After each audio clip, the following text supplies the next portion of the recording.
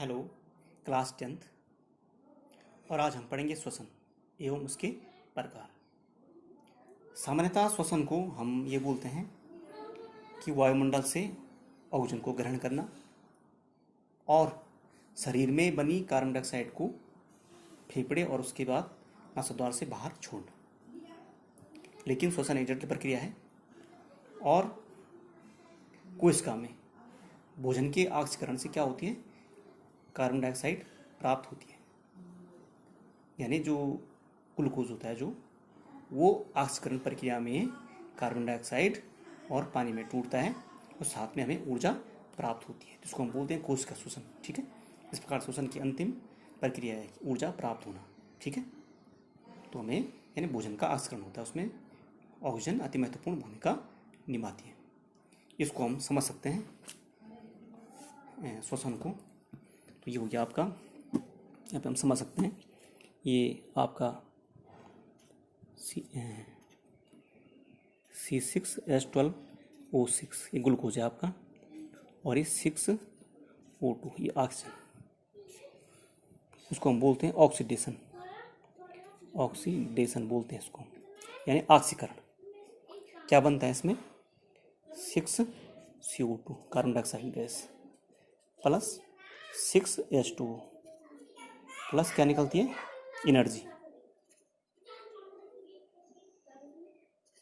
ऊर्जा प्राप्त होती है हमको प्लस। ठीक है, ऊर्जा प्राप्त होती है। तो ये आपका यानी जो ग्लूकोज का अणु है वो उसका क्या होता है, कोशिका में ऑक्सीकरण होता है, इसको हम बोलते हैं भोजन का ऑक्सीकरण। और उसमें क्या क्या बनते हैं, कार्बन डाइऑक्साइड और जल बनते हैं, हमें ऊर्जा प्राप्त होती है, इसको बोलते हैं हम श्वसन क्रिया। ठीक है, अब क्या होता है कि श्वसन के प्रकार पढ़ेंगे हम, श्वसन कितने प्रकार का होता है। यहाँ आज हम पढ़ेंगे प्रकार, श्वसन के प्रकार। तो दो प्रकार का होता है। ठीक है, नंबर 1 होता है आपका आक्सी श्वसन, आक्सी श्वसन, इसको हम बोलते हैं एरोबिक श्वसन,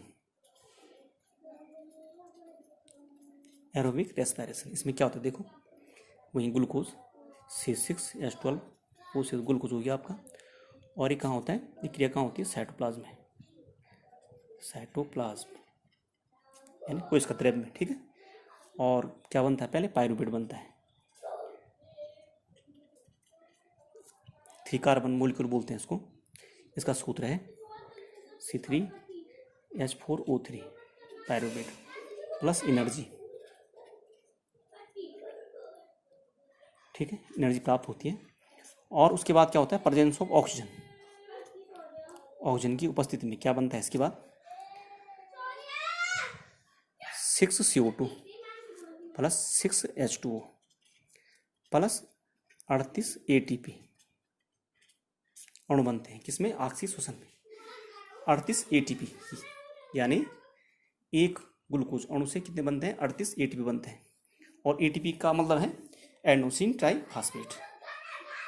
और कोशिका के माइटोकॉन्ड्रिया में, जिसको हम कोशिका का बिजली घर बोलते हैं, उसमें ऊर्जा किसके रूप में, ATP के रूप में संचित रहती है, जिसका उपयोग हम अपने जैविक कार्यों के लिए करते हैं। ठीक है, तो ये हो गया आपका क्या, यानी हम कह सकते हैं वह प्रक्रिया जिसमें ऑक्सीजन की उपस्थिति में भोजन टूटकर यानी ग्लूकोज टूटकर शरीर को ऊर्जा प्रदान करता है। और इसमें ये कहाँ होती है, कोशिका द्रव्य में आरंभ होती है और माइटोकॉन्ड्रिया में जारी रहती है। इसमें कितने बनते हैं, 38 ATP अणु बनते हैं, इसको हम बोलते हैं ऑक्सी श्वसन। अब पढ़ेंगे हम अनाक्सी श्वसन, अनाक्सी श्वसन, अनाक्सी श्वसन, इसको हम बोलते हैं इंग्लिश में एनएरोबिक,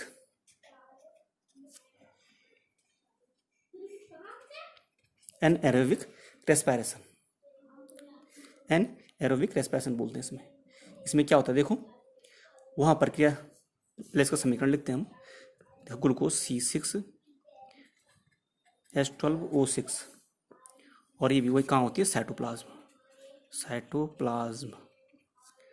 इसमें फिर वही बनता है पायरूवेट, पायरूवेट को हम शॉर्ट में लिखते हैं, इसका सूत्र C3H4O3 पायरूवेट है। ठीक है, और प्लस एनर्जी, प्लस एनर्जी हो गया आपका। और अब क्या होगा, absence of oxygen, absence of oxygen यानी ऑक्सीजन की अनुपस्थिति में क्या बनता है, देखो क्या बनता है, C2H5OH, दो अणु बनते हैं इसके, इसको ग्लूकोज बोलते हैं, प्लस 6CO2 प्लस 2 ATP। ठीक है, इसमें सिर्फ 2 ATP अणु बनते हैं, यानी कम मात्रा में ऊर्जा प्राप्त होती है हमको। ठीक, किसमें, अनाक्षिक श्वसन में। आक्षिक श्वसन में तो कितना हो रहा था, 38 ATP बन रहे थे, इसमें कितने बन रहे हैं, 2 ही बन रहे हैं। एक अंदर तो क्या हो गया कि जो आक्षिक श्वसन होता है उसमें 38 ATP अणु बनते हैं, यानी कि एक ग्लूकोज अणु के टूटने से कितने बनते हैं, 38 ATP। इसमें क्या कितने बनते हैं, एक ग्लूकोज अणु के टूटने से केवल 2 ATP अणु बनते हैं, एडेनोसिन ट्राइफॉस्फेट। ये क्या होती है, प्रेजेंस ऑफ ऑक्सीजन, और ये क्या होती है, अब्सेंस ऑफ ऑक्सीजन। ठीक है, दो अंतर तो ये हो गया इसमें। यानी इसके बारे में क्या कर सकते हैं, वहाँ प्रक्रिया जिसमें ऑक्सीजन की अनुपस्थिति में भोजन के टूटने से कम मात्रा में ऊर्जा प्राप्त होती है। यहाँ क्या कहाँ होती है, ईस्ट में होती है। यहाँ पे ईस्ट कहाँ होती है, ईस्ट में होती है, ईस्ट यहाँ पे, क्योंकि ईस्ट में होती है ये प्रक्रिया। ठीक है, क्योंकि इसमें क्या बन रहा है, एथेनॉल बन रहा है, इसको हम बोलते हैं एल्कोहलिक फर्मेंटेशन। इससे बनता है आपका ये वाइन जो बनती है। ठीक है, तो यहाँ प्रक्रिया ईस्ट बैक्टीरिया और मानव पेशियों में होती है। कौन कौन सी, अनाक्षिक श्वसन की। और मानव पेशियों में कब होती है, जबकि मानव पेशियाँ थक जाती हैं और उसमें ऑक्सीजन की कमी हो जाती है। आपने देखा होगा जब आपकी मांसपेशियाँ जब दर्द करती हैं, ठीक है, तो उसमें लैक्टिक एसिड की मात्रा, क्योंकि उसमें क्या होता है, अनाक्षिक श्वसन होता है उसमें, तो क्या बनता है उसमें, लैक्टिक एसिड बनता है, जिससे कि आपकी मांसपेशियाँ दर्द करती हैं। तो ये था आपका, इसको हम बोलते हैं एल्कोहलिक फर्मेंटेशन। जो जिसमें जैसे मांसपेशियाँ हमारे उसमें जो क्रिया होती है उसको हम बोलते हैं लैक्टिक एसिड फर्मेंटेशन, क्योंकि उसमें क्या बन रही है, लैक्टिक एसिड बन रही है। अब थोड़ा इसमें और समझेंगे हम। यहाँ पे देखिए, तो यहाँ कॉफी में देखिए, कॉफी में समझाता हूँ आपको मैं। यहाँ पे देखिए, ये आपका मतलब ये क्या हो रहा है, यहाँ पे break down of glucose by various pathway.